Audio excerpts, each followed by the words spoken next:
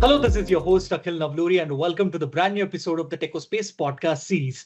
In this podcast episode, I'm honored and thrilled to welcome one of the most eminent and prominent industry leaders of the IT space and the ITSM space, Mr. Declan Hamilton, who happens to be the director of the company LID, stands for Learn, Inspire, and Deliver, and also he's based out of Daventry, Northamptonshire, the United Kingdom. And Declan, it gives me an absolute pleasure to welcome you to this podcast initiative of mine. I'm just looking forward for having a lot of conversations based on the ITSM space, and probably in the last about United. I mean, on a cheeky note, Manchester United on a cheeky note. So Declan, how are you doing, and how are things in Daventry at the moment? Like, how was your weekend like? Thank you for that introduction, Akil. You've probably turned a lot of people off by mentioning that we're both Manchester United fans, so it'll be a bit of a love-in. Um, what I love about football is how it binds people, how it actually brings people together. It's absolutely fantastic. So happy to talk about football. Life in Daventry is pretty good at the moment. Actually, it's sunny. It's coming into our winter here, so it's cold. But it's sunny, so it's quite nice. Thank you. Fantastic, Declan. So, Declan, without any further ado, let's kick off with our podcast session. All right. So, Declan, let's talk about the timeline of your journey in the ITSM space and the IT space, mainly. Yeah, my journey into the world of IT, because when you think of IT, it's still in its infancy. Like I'm 58 years of age, and I've been in the industry. It feels like it's almost since it started to take off in the late 80s, early 90s, and that's when I got into it. I started my IT journey as a computer operator with a shoe company, and then I became their data processing manager. And throughout my timeline and through all the questions you asked me, there's going to be a lot of stuff that comes up about people, because you got processes, procedures, policies, and people are at the center of absolutely everything that we do, and it's my passion. When I worked for the shoe company, Faith Shoes, that they were called, my data process manager at the time, a guy called Salman Jawed, he left. And I hadn't been at the company that long, but he recommended that I get his position. So at quite a young age, I was running an IT department. Most of the IT was actually tills out in shops, but they were all, POS. So they were computers, and it really got me to understand delivering what matters to customers. Because when I was in a shop fixing a till, I'd be behind the till, fixing the till, obviously behind the counter. And somebody would come up to me and say, "Do you have this in a size 6?" Now, I wouldn't say, "Sorry, I'm the computer man." I would go and get them a size 6, and I would do the fitting. I would sell the shoes, because I got then so early into my IT career that my job wasn't to fix computers. My job was to sell shoes and to enable the IT to actually do that. And that only became really evident. That was just normal for me, but it became evident to me when I went into my ITSM journey, how we move further from the client, from putting the shoe on the person's foot. And we need to get back to that's what we're in this for.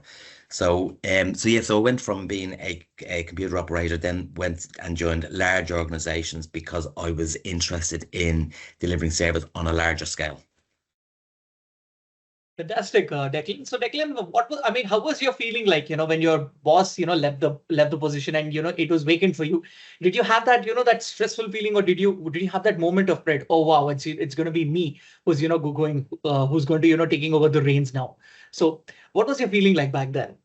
There was definitely like, people talk about imposter syndrome, and imposter syndrome is simply, it's fear, and we all have it.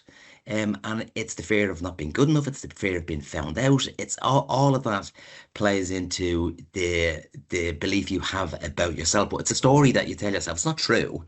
So I was never going to say no to the job, because it came with a company car and a mobile phone. I'm going back to the early 90s when nobody had mobile phones.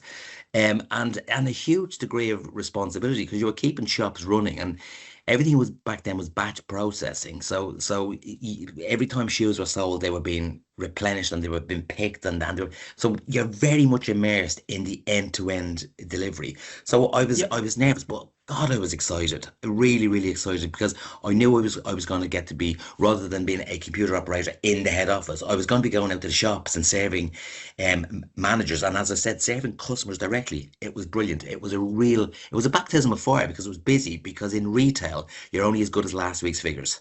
So it was really, really dynamic, fast paced, and I loved it. And I was good at it because I loved it. I think when you love something, people say if you love what you do, you don't work a day in your life. And everybody's striving for that. And that's what I want. That's what I want for other people as well. 100%. 100% Declan, that completely, gives me an idea on that. Now, Declan, what was your source of inspiration and drive to, start your initiative LID, which I would just like to, add a full form to that, learn, inspire, deliver. And is there any interesting backstory that is associated with it? So what inspired me was because I got into the world of IT service management, and I wanted to serve the customer on a grander scale, because the bigger the organization, the more customers that you get to serve. And the inspiration for starting Learn, Inspire, Deliver, LID, and as I suppose I should say at this time, the reason why it's called LID, it's about lifting the lid on the organization to find Yeah. leaders, because they are throughout the organization. And I've met Yeah. people from the service desk to HR to commercial in all parts of the organization who are leaders, and people will do what they ask them to do. And people will do stuff because they're inspired, not necessarily because you're giving them more money. So people want to be inspired. And the deeper I got into large organizations, multinational organizations, the more I realized that we're moving further and further away from our customer, our end user, who I call the audience. So when I say the audience, I mean the end user. Just don't like the term end user. Um, and I found that we were getting further from our audience, and I didn't like that because I want to serve them directly. And the measures became more about the IT than it did what we were delivering. So I started LID because I wanted to start capturing business impact and move the conversation away from IT. My inspiration came from, again, because I started life when I left the shoe company as a computer operator, I went on to be a Unix system 5, that gives my age. I was a technician and an administrator. And again, I loved the job, but the job took me further from my client. I wasn't directly impacting the client because the call got logged via a service desk, and it would then be sent to me as a second or a third line technician. And then I'd fix the problem, tell the service desk, and they would tell the person who logged the call. Well, a lot of these people who were logging the calls were people I knew, people I worked with. I knew what their jobs were, and I knew that if they weren't able to work, what they weren't able to do. And Yeah. they would come to me direct. They would come to me directly rather than going via the service desk. They would come to me directly, and I would fix the problem. Now, I would go and use some of my technician friends, because if I didn't have the answer, they would have the answer. And they knew that I was breaking the process. I was cheating, but they also knew that I was delivering directly to the end user. We didn't care about process. So we were basically cheating. We were breaking the system. And ultimately, when I go into organizations, this is what I look to do. I want to know the people's cheats. Let's process the cheats rather than hide them. Let's bring them up and process them, because if they work, they work. So that mindset has stayed with me throughout my career. And in the 90s, I was introduced to systems thinking, lean thinking, and transformation thinking as an approach. And I thought, this is brilliant. And if you can use the transformation, which is all about mindset, if you can use the transformation to impact your strategic thinking and your lean thinking, you're onto a winner. You are delivering what matters to your client, and your staff will be happy as well. So LID was born, and to do it, I had to leave corporate world. I had to get out of big organizations to be able to be able to do this, because you get in large organizations, you are constrained by the design of the system and the measures, and we'll talk more about measures as you ask me more questions.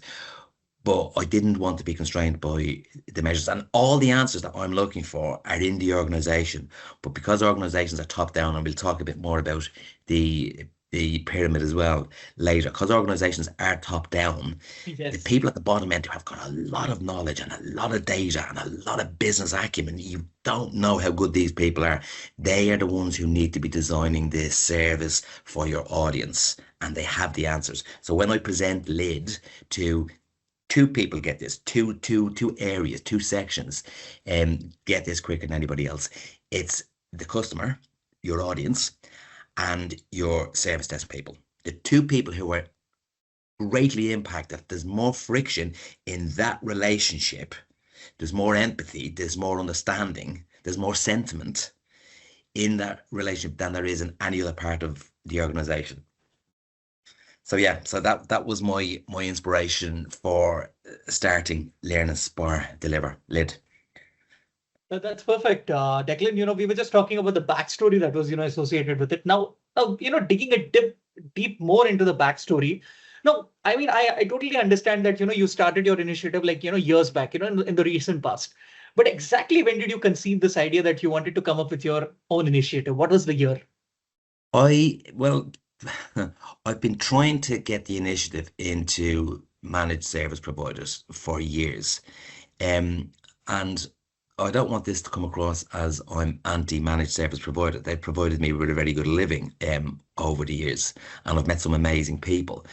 And I tried to bring the approach into managed service providers. And one of my colleagues, Amal lad, and I worked for Capgemini, and we worked on an account in Capgemini, and we got the opportunity to put a Learn, Inspire, Deliver approach to the client, and the client loved it.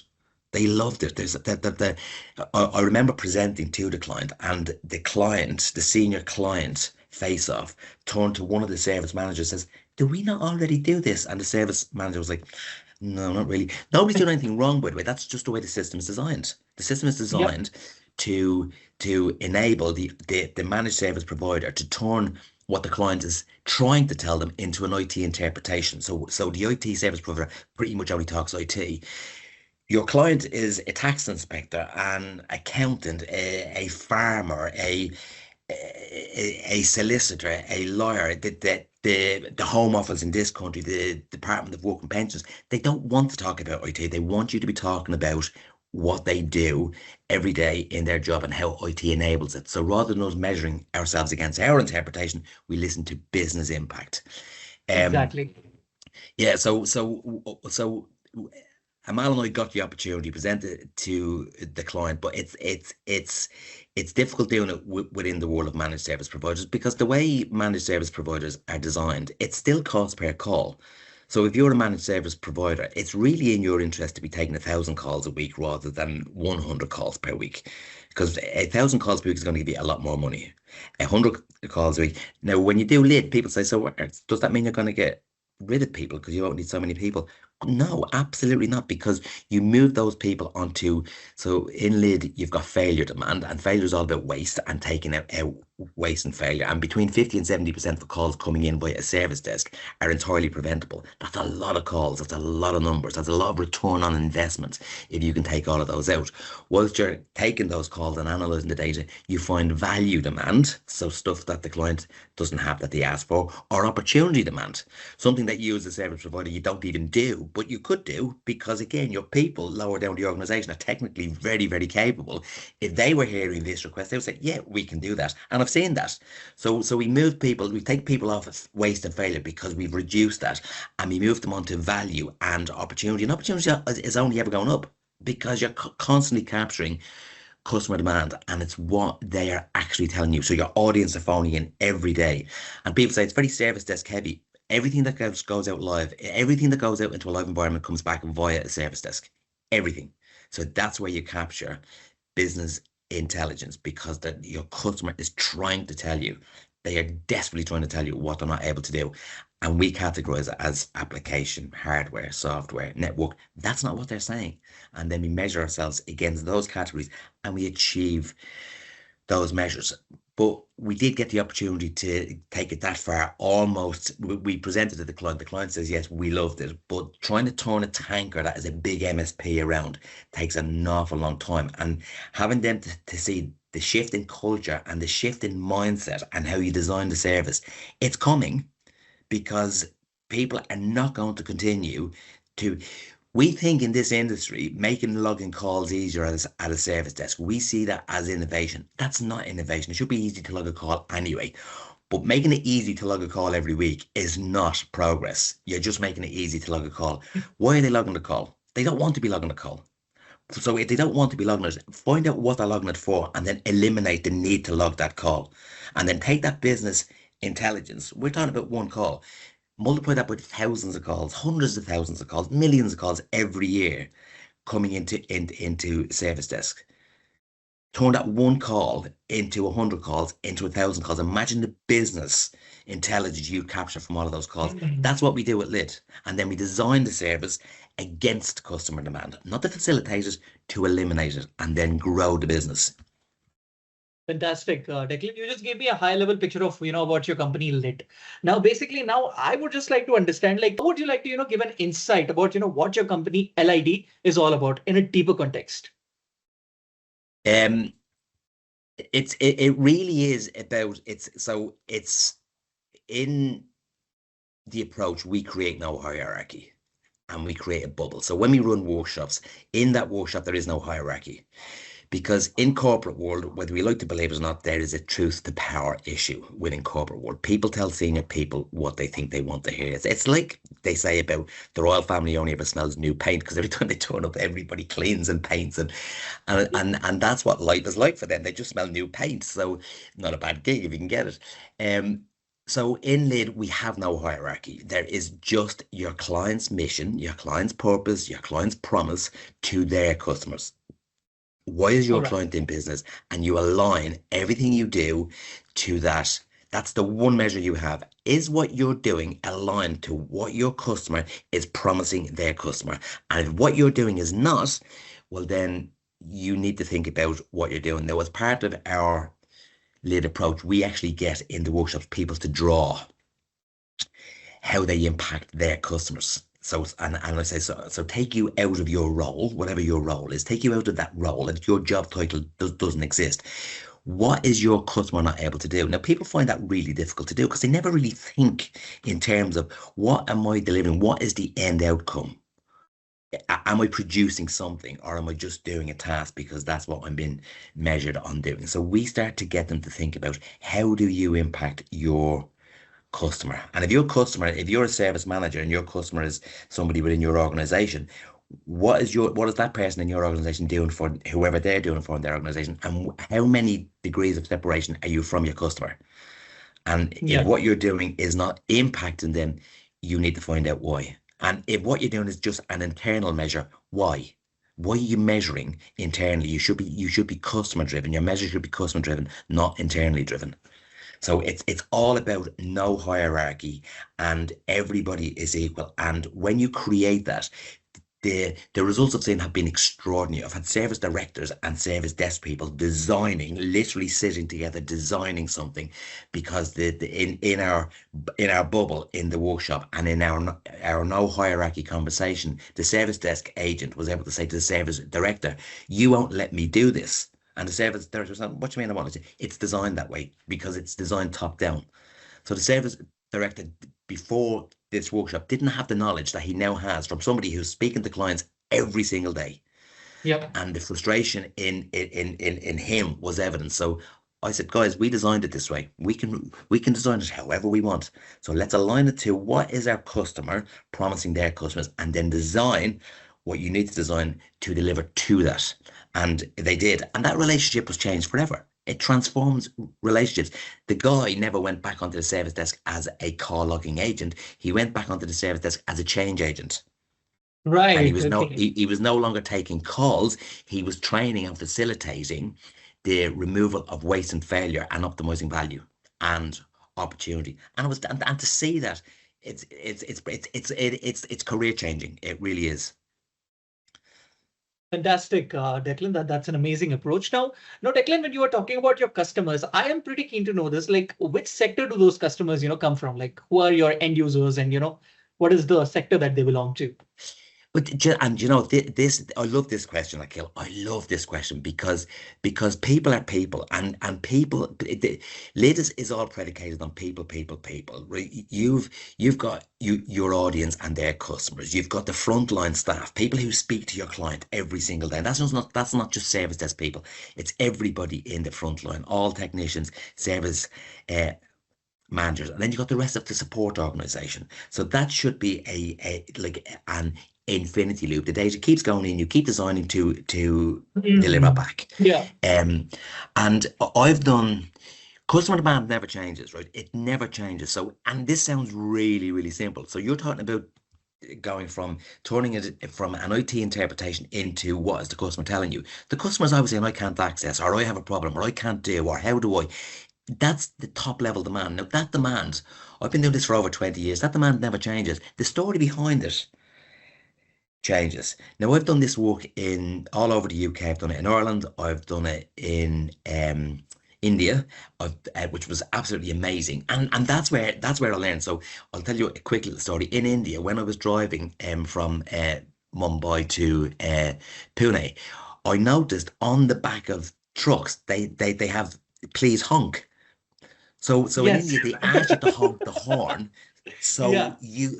That's you telling them to move over. Now that's customer demand. That's saying, can you move?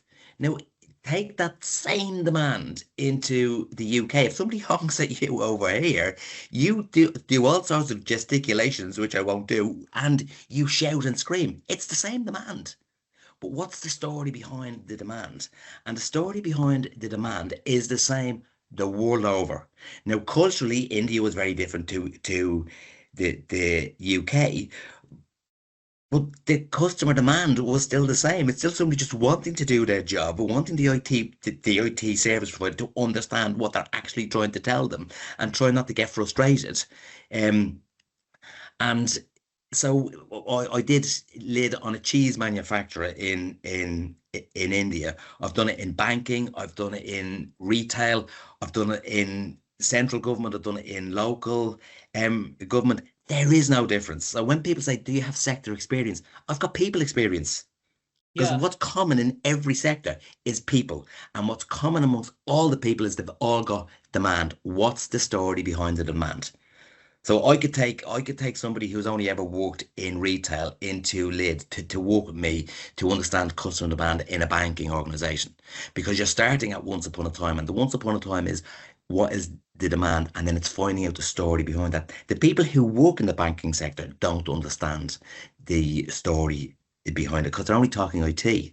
So it's not sector specific. It's agnostic. It can go into any sector once you understand what is your customer trying to tell you, and then you design everything against that. Amazing, Declan. Now, Declan, in the starting, you had a background in, the data process management, and also you were a systems team leader. So I'm pretty, keen to understand this. Like, what made you to jump into the ITSM scene altogether? Do you know what? It was that because it's still, as I said, IT is still relatively in its infancy, which is quite scary when you think of how quickly it has moved on. You know, I remember when technology was a Walkman on your side with a cassette tape, and there'd be an awful lot of people who are listening to this who won't understand what a cassette tape is. But technology has moved on really, really quickly. And as I said, going back to my days as an operator and then a DP manager for Face Shoes and serving customers directly, the idea of IT service management really floated my boat because I'm thinking, okay, so IT service management. So you're managing the service of IT to your customers. I liked the sound of that because it gave it structure. It gave it process, it gave it procedure, it had policies. I liked that. Um, so that's why I moved from a smaller organization to larger organizations because I wanted to have that training and have that structure behind me. Um, I very soon found out because the large organizations are so large, they move further away from their clients. So you do actually end up managing the IT rather than the service of the IT. So hence coming back out of corporate world to go small again because I feel with Lid we can do that because we're not hampered by the measures. We create the measures to deliver to the client. We're not creating measures to ensure that the IT is working. And when I have worked for large organizations, I'd always say to my client, let's park the IT conversation. I don't want to talk about IT. That's what we do. We do it better than anybody else. I want to know about your business. So then you can evolve, innovate the IT to be able to do more of what they want. Stop talking to them about IT. They're not really that interested. They might pretend they are. Akil, I've been in so many service meetings where, as a service provider, I'm talking IT, and the customer doesn't want to appear stupid because they don't understand all the intricacies of IT. They're not supposed to. They're selling shoes. So I don't speak to my clients about IT. I speak to my clients about shoes. I want to know what's the latest trend, who are you selling to, what's your demographic, what demographic would you like to tap into? And again, I promise you, all your service desk people, they'll have ideas about it because they are the next young generation coming up. They know what the trends are. So why aren't we listening to them? Why aren't we asking those questions? Why aren't we designing it coming from listening to what they have to say? And that's what we do. That's amazing, Declan. Now, Declan, we'll go a little bit away from the IT and from the ITSM space. We'll go typically into the data scene now. So you told me that you work for a shoe company and you were into the data process management scene. So having said that, this is pre-Excel time. So how did you gather the data back then? Like, how was the data evolved from that time? We we had the IT, as I said, in its infancy. We had a MIPS system, million instructions per second. The data Okay. back then was still very much paper based. So you used the IT system basically to just do your processing of sales and then updating the system to pick more shoes to get them on the truck back out to the shops. But as far as the data processing was concerned, that was all done very manually. But because they were, again, getting back to the relationship with the store owners and understand, because we had concessions in department stores, we had shops also, and it was understanding what mattered to those store managers and understanding the impact of the IT not working had such a direct impact. Because as I said, retail, you're only as good as last week's figures. So if the processing didn't work, I made sure that we were able to, because they would process overnight. And if it didn't work the next morning, my first job is to go in and make sure that the modem, that's going back a bit, and the that we would capture the data from the shops, because a shop without shoes, it's just not going to make any money.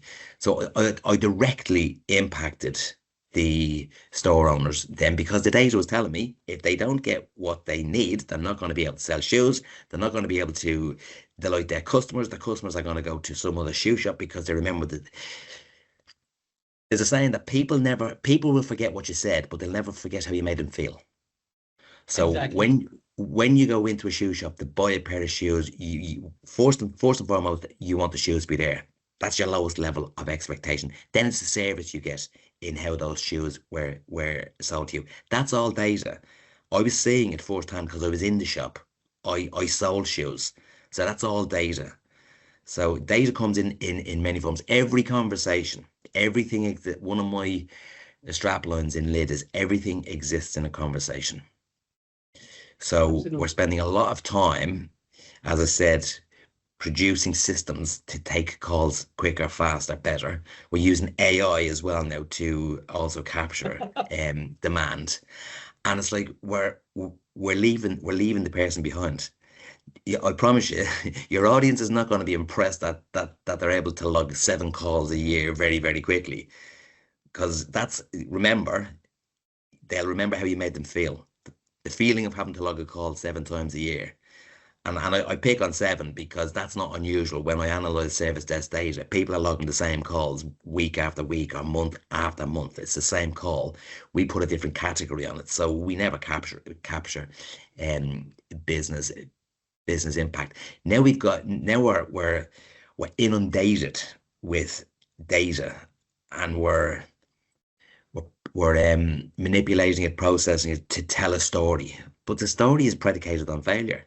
So, typically when I go into an organization, and this is not unusual, this number, if I go into an organization, I won't name organizations because that wouldn't be fair, but I go into an organization and I analyze their service desk data, and and 94, 95% failure is not unusual. Now, a service desk will think that because they're fixing all of those calls, they're doing a good job. And given the traditional measures, they are, but that's 94% of the time your audience is phoning you is because something is broken, something is wrong. Now, when I present that back to service desk senior people, they think they're doing a good job. It's like, you're not. You're not. The person doesn't want to be logging the call, and when they are logging the call, capture the business impact, so you can eliminate the need for them to log that call. We need to move away from thinking that service desks are there to fix problems. They're not. They're there to understand your client, understand the experience that they're going through. Not the experience with you as a service desk provider, by the way, the experience of not being able to do their job because of IT. And capture that and then start designing your service based on that. That's a very valuable insight, Declan. Now, Declan, being a consultant in the ITSM space, how would you like to compare the differences of the ITSM scene in an MNC to that of a startup in the UK region? And it's kind of, I've kind of touched on that already. People feel safety in going with a large organization because there's a lot of support. There's a lot of people to respond to problems. If you want a project to be stood up really quickly, you can normally find the resources. But Akil, we work in an industry where we know projects are notoriously late, over budget, have to be de-scoped, re-scoped because we don't always deliver on time and on budget. The big multinationals, they're huge, so they need a lot of money to be able to just service their hubs. The focus can be on internal measures. Make sure you get your internal measures right because that's where you're being judged. Getting back to what I was saying about getting people to draw pictures of how they impact the end user. It's the end user. It's the audience, right? Right. That's where the focus needs to be. In big multinational companies, it's not. It's that their focus is on taking the calls. And in fact, I've worked with people in this industry for a long time, and people who work in sales. One of my colleagues will gladly tell you now. She used to sell service desk provision, and she wanted to sell service desk where they would log more calls because she was bonused. That's the way the system works. She wasn't doing anything wrong. Given the traditional way of designing and measuring, she was doing a great job. With LID, we go in and we design the measures. We don't go in with any measures. We got no preconceived notion of who your organization are, what they are, because we don't know. So the last gig I did on an insurance company in London. Now I researched the company. I want to know what they're about and what their promise is to their customers. But I don't presume to know anything about the people who work for this insurance company or their customers because I haven't looked at your data yet. Now, when I go and do the workshop, what I do, I ask for service desk data so I can start analyzing the data and do a reinterpretation, which you can pick up from your summary field of what the client was actually trying to tell you. And I can go in and I can tell them, this is where your focus needs to be. This is your level of failure versus value. So it's like usually 94, 95% failure. And this is where our focus needs to be. And our focus will be on the biggest demand with the biggest impact. Whereas with an MNC, the focus will be on the biggest demand because the biggest demand is hurting them as a service provider. Now, the client is complicit in this as well because the client doesn't know how to be any other way. I get people who have come to me to do a LID intervention. I haven't tried one of the bigger boys and nothing's really changed for them. And then I go in and I design it against customer demand to facilitate value and opportunity demand. And the traditional measures do not feature, average handling times, call per person per day, zero rate defect, 75% first time fix. Those measures go. They go. They're IT measures. Your customer is not interested. I did an assignment with a company in London whose job it was to sell space on tankers between China and the UK. That's what their job was, to sell space on tankers. So we designed the IT organization, part of the organization, to understand that was their job. Their job was to go to the brokers and say, how would you like me to sell space on tankers faster, cheaper, better?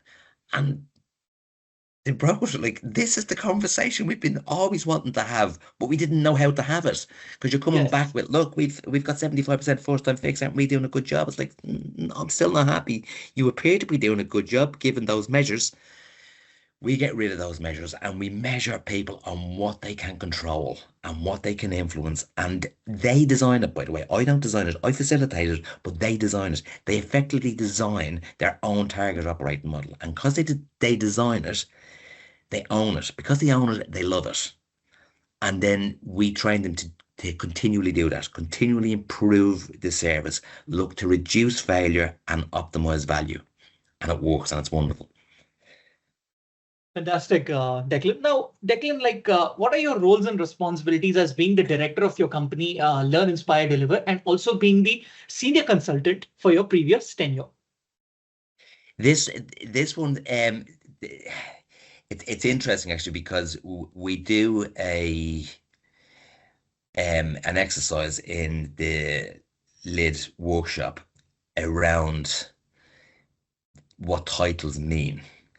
And it's actually, there was a LinkedIn post about it recently, which I commented on. We do get wrapped up in titles. Like, what does it mean to be a senior consultant? It's and in our industry they have senior leadership teams. Like, leaders don't call themselves leaders; they just lead. They just lead.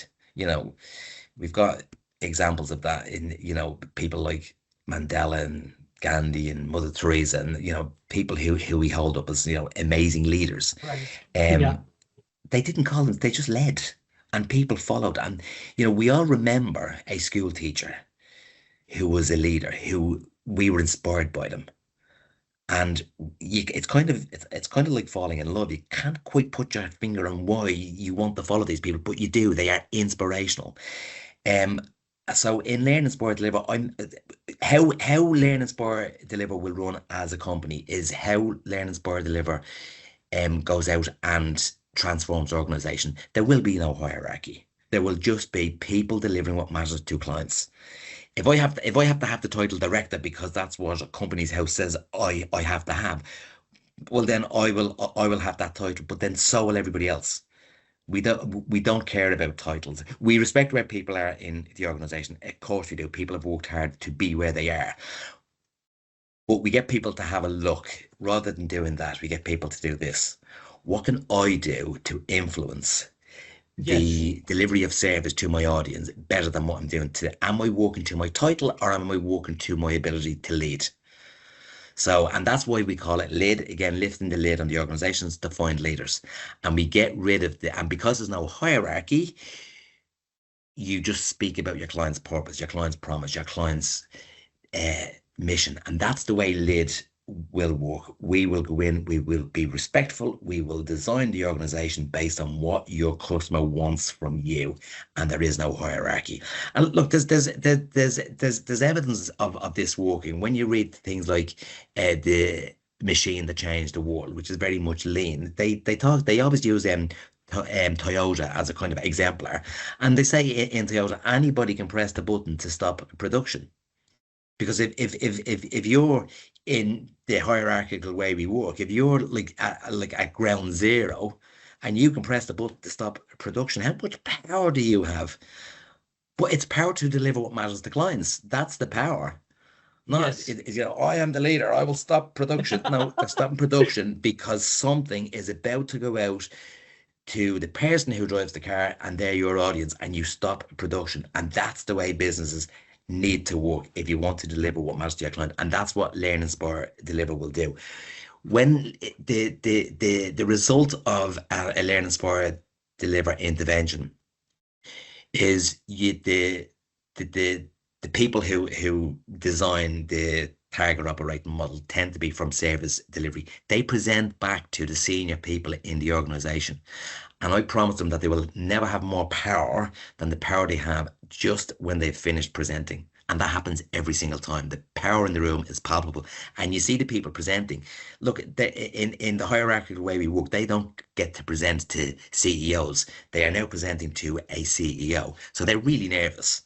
And I get them to rehearse the running order because it's usually about maybe 10, 12, 14 people presenting part of what we call a systems map. It's a target operating model. Massive piece of brown paper up on the wall with the story of the company, and from your hardware to your software, all your IT infrastructure, who you are, who your clients are, what lid is and where your focus is going to be, all the measures, it's all on there. It's an amazing story.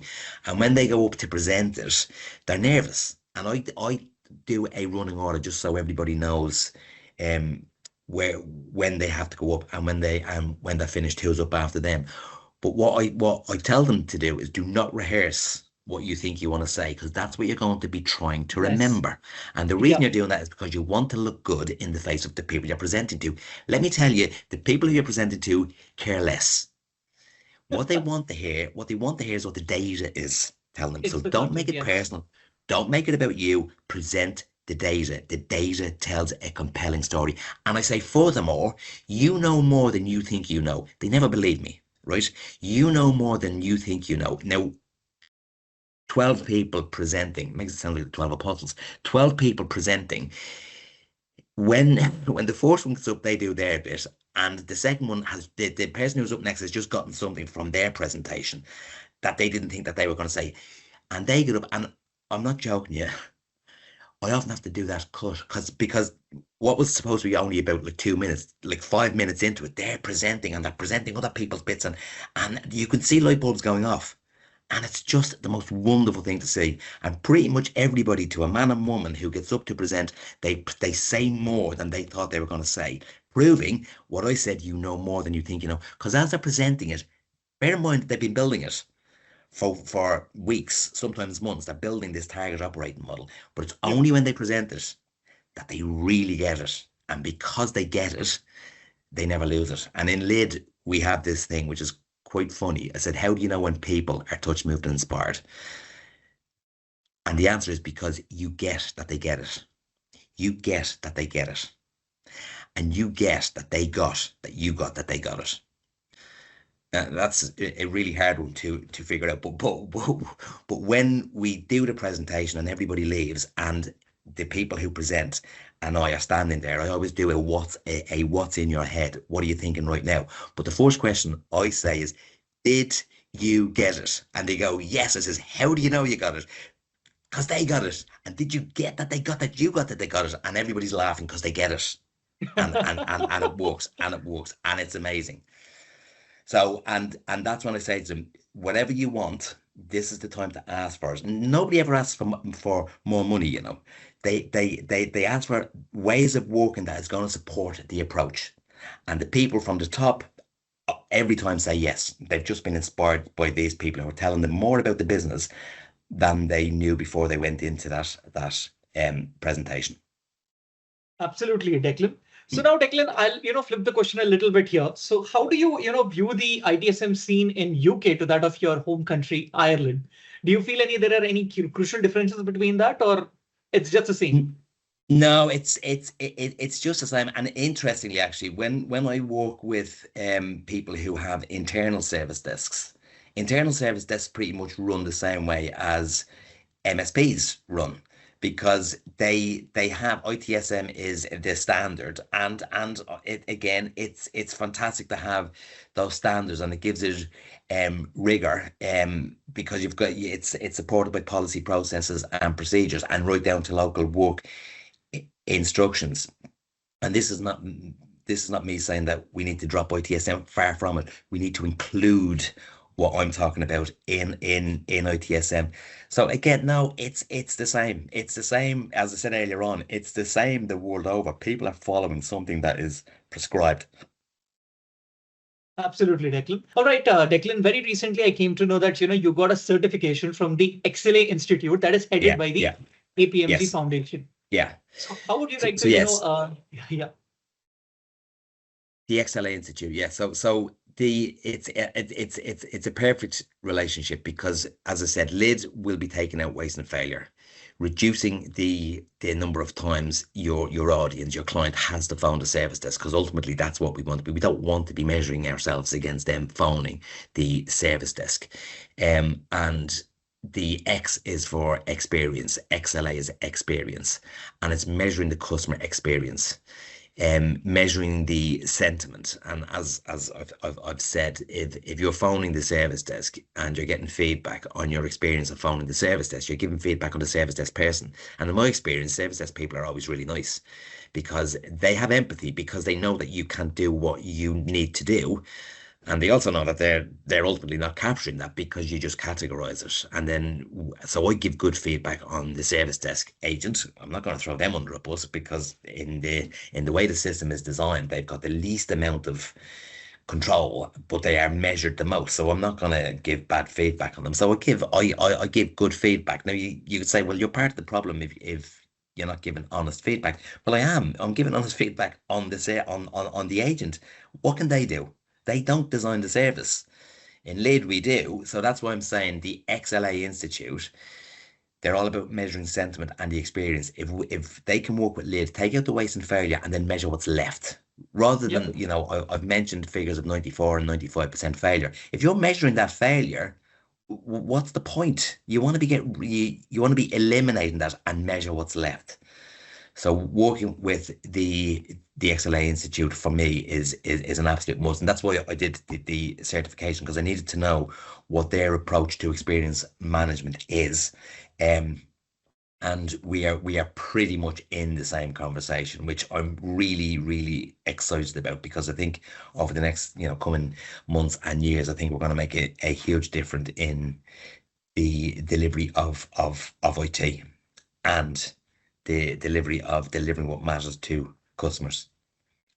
100%, Declan. Now, Declan, all this while you were just talking about your passion, towards, about your company, Learn, Inspire, Deliver. And there was one particular thing where you were just, familiarizing me, and that was a pyramid. So I'll, frame out this question for you like this. So what is your take on, inverting the pyramid with respect to your initiative, Learn, Inspire, Deliver, LID? There's lots of people out there doing this now at Kill. There's a lot of people out there doing this, because I talk about this a lot, because the way organizations are structured, it's top down. Workers tell, or managers tell, workers do. That's how it's always been. Um, and everything I've just said about designing the service, the people closest to your customer are these people down here. They're speaking to them all the time. There's two places conversations happen. It's in the boardroom and the service desk. Most of the friction is at the service desk. So you've got to be focusing where there is friction. And the job of the people, if they are a leadership team, their job is to create the environment. That's it. It's to create the environment for that to happen. Take the data, understand the data. What's it telling you? What's the business impact? In organizations, and I'm sure you've seen it too, I certainly have. Senior people in organizations measure themselves on how busy their calendar is. It's like if you ask for a meeting with a senior people that I could look at in time on my calendar, it's like that's failure. If your calendar's full and you don't have time to create the environment for your people to present you with the data that you need to make an informed choice, Yeah. you need to look at yourself. Again, it's that again. What can I do different? Leaders, they should be conducting. We are the orchestra, they are conducting, and they are creating the environment. And this is all part of the LID approach. When the people present their systems map, their target operating model, they actually experience, in the presentation, they experience that happening. Because they get these people, we will create the environment, because what you've just told us absolutely needs to happen. They've got so much power. They now know they've got so much power, and we harness that power to keep designing. And it's brilliant. So it becomes that role, like that, the senior leadership people, they become mentors, they become coaches, they become facilitators that create the environment. That's leadership. Again, get back to your first experience of a leader. It's usually a school teacher. Why did you follow them? It's difficult to actually pinpoint, because they were brilliant, because you were inspired, because they just made you feel like you could. And that's what this does. This doesn't, this does. But we know how it works. It's still top down. But if you're a leader, create the environment. And you watch your people fly, because they will do you proud. Absolutely, Declan. I mean, Declan, now, I mean, it gives me a thought now that do you have any plans of, taking your initiative mainstream? Like, I mean, I know that, you're having that entire, that ground in UK. Do you have plans of, taking it, all the way across Europe to the North America to Asia? Like any plans of that such in the Oh, yeah, future? well, absolutely. And this is part of the reason why I'm working with the XLA Institute. Look, I'm under no illusion. This is a pretty difficult area to break into, because it's so. Look, I'm 58 years of age, right? I've been in this industry for a long time, right? I'm part of this who wants to be part of this, right? I'm trying to create that environment, because I know that my son, who's 19, he's the TikTok generation. I now go Mhm. to my son for research information, because it's at their fingertips. They've got so much knowledge. So I need to design the environment to get that knowledge from them, to be able to deliver what matters to our customers. There's a lot of people in the industry who are nodding towards, actually nodding, they're nodding towards retirement, and they don't want it to change. I don't blame them. That's, it's they've worked hard. I'm too nodding towards retirement, but my energy to see this happen before I do is, I won't give up. I won't give in until we start to change, and we will reach a tipping point where delivering what matters to customer is more important than capturing IT measures. I'm already speaking to people in North America. I'm speaking to people in Brazil. I'm speaking to people, obviously in the UK and Europe, and people are loving the approach. But they're thinking, right, how can I encourage the people in the organization to even listen to this guy? And Right. it's not like it's just an idea. I've done it before. I've got credibility in that space. I've had results in That's that right. space. I've got return on investment data that I can show you. Um, but that's not the thing. Although, you need this, what I call, speak to people's listening. If you're speaking to a finance person, speak to them about finance, but also speak to them about the impact on the people who they work with. What's the impact on the people who are designing a service that they feel they are delivering and are making a difference? How much is that worth? I mean, it's completely worth their money for sure. And Declan, I mean, you just have a very clear and clear cut point with respect to inverting the pyramid. Do you have any plans of documenting that in the form of a book? I feel if you do that, you know, it'll go global. It'll go places. You know. Yeah, and my colleague Joe Selwood, who's been helping me enormously. She's from an MSP background as well. She was in sales, and she's loving the approach. Um, we're writing business cases at the moment, and user cases, and yeah, maybe somewhere down the line a book would come out. I'd be happy to go in and rewrite ITSMF, the IT service manual, um, to include this. This is as a standard way of working. Customer demand, as I said, what seems like ages ago, customer demand never changes. The story behind it changes. So, and you know what? There'd probably be more. Thinking about writing a book, you'd probably get more out of writing the human stories of the impact of this approach. Because I did this over 20 years ago, and I'm still friends with people who I put through this approach over 20 years ago. It creates relationships, it creates bonds, because people go through transformation together. So there's probably more interest in human stories than there is in not another IT book. Yes, absolutely, Declan. And whenever you're going to write it, I'm pretty sure that it's going to rock, and it's going to have all those beautiful use cases that even I would also read, and I would also get into that awe. And I'm really looking forward, Declan, like I'll tell you, trust me, I'm just gonna make a point here. Once if you write the book, I think I'm gonna give a forward for that for sure. Oh, thank you. Thank you. It's very kind of you. I shall hold you to that. 100%. 100%, Declan. So yeah, Declan, before we, conclude our, podcast session, let's take a lighter route. All this while, I was bombarding you with all the questions regarding your, about your initiative, about ITSM, what is the difference between the MNC and startup for the ITSM space. Now I'm going to take a pretty lighter route in the form of a rapid fire round where I'm going to talk about your likes and interests. So Declan, I'll start with the first question of the rapid fire round. Are you ready with it? Yep, go away, far away. All right. Declan, I'm very aware of the fact that, me and you, we are Manchester United fans. So I'll not ask you what's your favorite football club, but I'm going to ask you what is that favorite Manchester United match that you've seen all this while? I mean, which had, huge, profound impact on you? Do you know what? I was fortunate enough to have a season ticket during Fergie's time, but I'm old enough to be able to have remembered being a fan during the 70s and 80s when our only song was "You Never Be United" to Liverpool, because although they were winning leagues, they couldn't seem to beat us. And Yes. being a football fan is Hmm. sometimes I wish I wasn't, because it can be painful. So to have the Fergie era was absolutely amazing, and it was that never say die. United always scored, had a reputation for scoring late goals, and I loved that keep going, keep going, keep going. The biggest match, and I get so excited about this, was I was so fortunate to be at the European Cup final in 1999 behind the goal where Manchester United scored two late goals in injury time. And I remember standing there thinking, God, we haven't been in the Champions League for over 30 years. Do we have to lose one before we win one? Getting to the Champions League final is such a tough thing to do.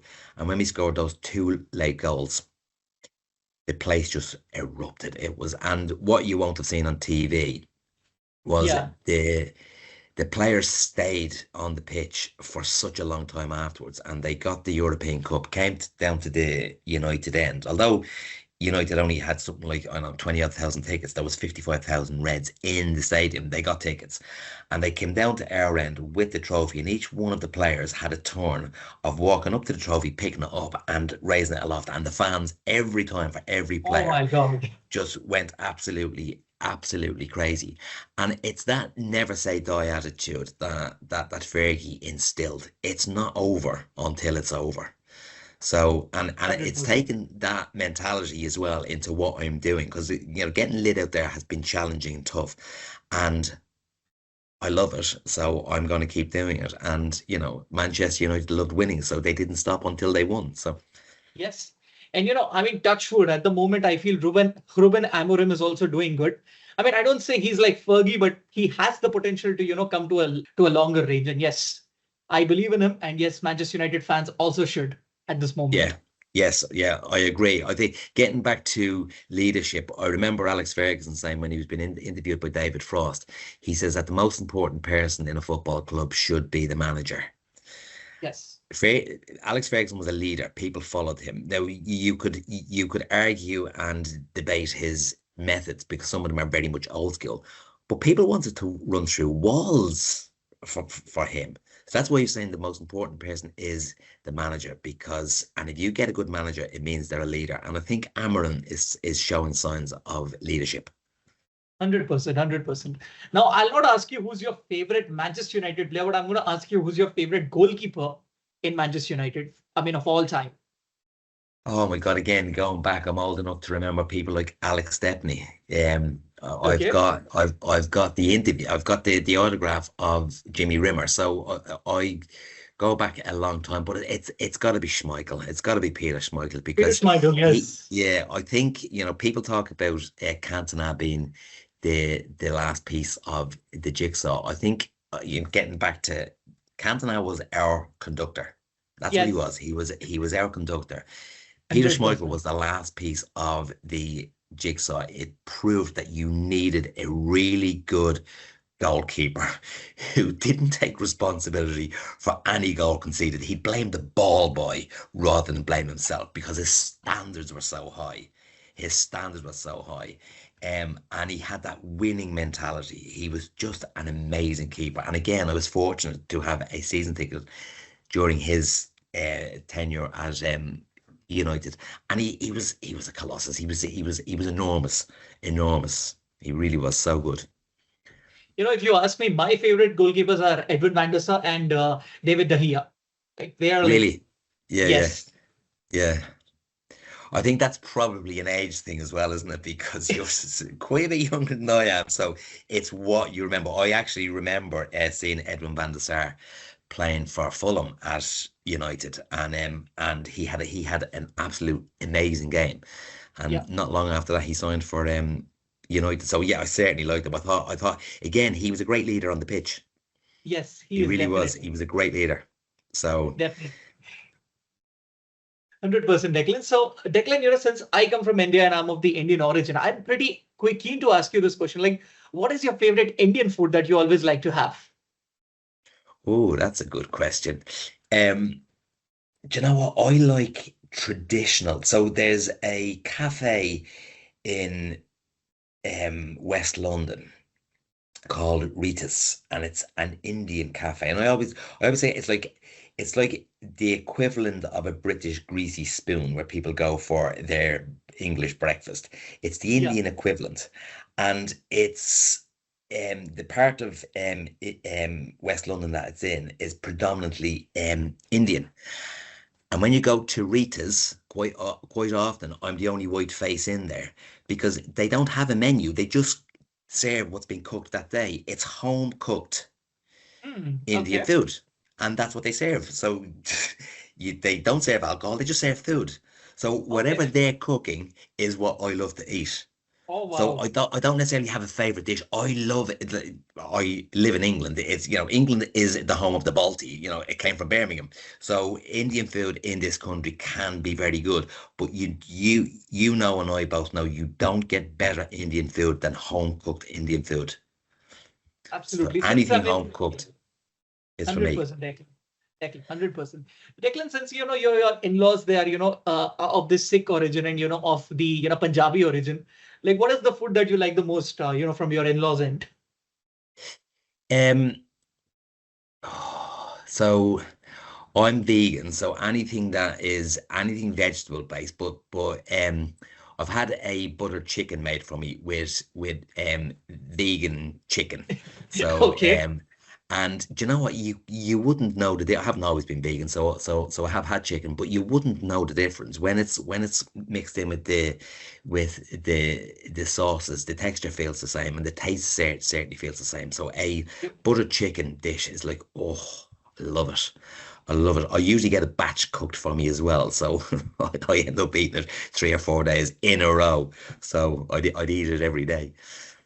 Fantastic, Declan. So, Declan, I'll give you two choices here. So, which is the one that you will choose here? I mean, is it going to be the mountains or is it going to be beaches? Probably mountains. Mountains, any specific reason for that?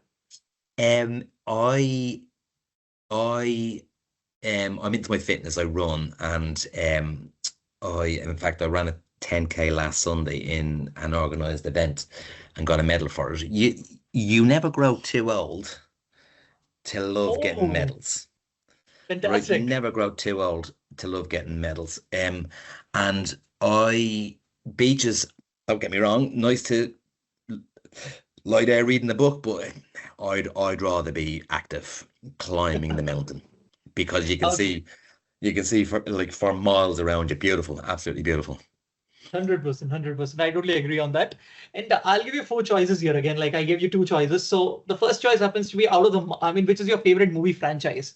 The first choice is the Marvel series, the Harry Potter series, the James Bond series, or the Indiana Jones series. Which one do you like the most? Oh, that's a good question. Do you know, much to my children's dismay, I've never seen Harry Potter. Okay. I've never seen them, so I'm very aware of what it is and the franchise. But do you know what? I'm going to go for James Bond simply because when a Bond movie comes out now, my son and I go and see it at the cinema, and I love that we've now got that tradition of we're going to go and see every James Bond movie at an IMAX. IMAX is like quite expensive, but they are very good. Yep. And I thought Daniel Craig was a brilliant Bond. And he wasn't everybody's choice at the Yep. beginning, so he had to be good, and he was good. I thought he was absolutely fantastic. Yeah, I love the Bond thing. It's so quintessentially British, and um, Yeah.